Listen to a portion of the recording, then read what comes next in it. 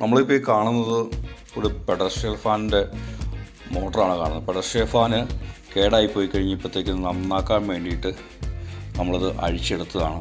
അതിൻ്റെ പെഡസ്ട്രിയൽ ഫാനിൻ്റെ ഒരു ഭാഗങ്ങളാണ് നമ്മളിവിടെ കാണുന്നത്.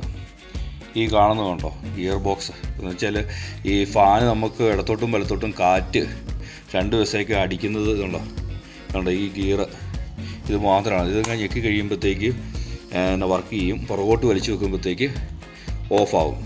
ഇതിങ്ങനെയാണ് ഇതിൻ്റെ ഒരു പ്രവർത്തനം. ഇപ്പോൾ ഇത് വർക്ക് ചെയ്യാത്തതുകൊണ്ട് ആ പ്രവർത്തനം കാണിക്കാൻ നിർവാഹമില്ല, ജസ്റ്റ് അഴിച്ച് വെച്ച് കഴിഞ്ഞപ്പോഴത്തേക്കൊന്ന് കാണിക്കുന്നുള്ളൂ. അതിനുവേണ്ടി തന്നെയുള്ള ഒരു സർക്യൂട്ടൊക്കെ ഉണ്ട് എൻ്റെ സൈഡിൽ. അതിൻ്റെ ചെറിയൊരു മോട്ടർ അതിനകത്തുണ്ട്, അതാണ് വർക്ക് ചെയ്യുന്നത്. ഇത് നമ്മൾ കാറ്റ് കൊള്ളാൻ വേണ്ടിയിട്ടുള്ള മെയിൻ മോട്ടറിൻ്റെ ഭാഗമാണ് ഈ കാണുന്നത്. എൻ്റെ സെൻട്രാക്സിൽ ഇതിലാണ് നമ്മൾ ലീഫ് ഫിറ്റ് ചെയ്യുന്നത്.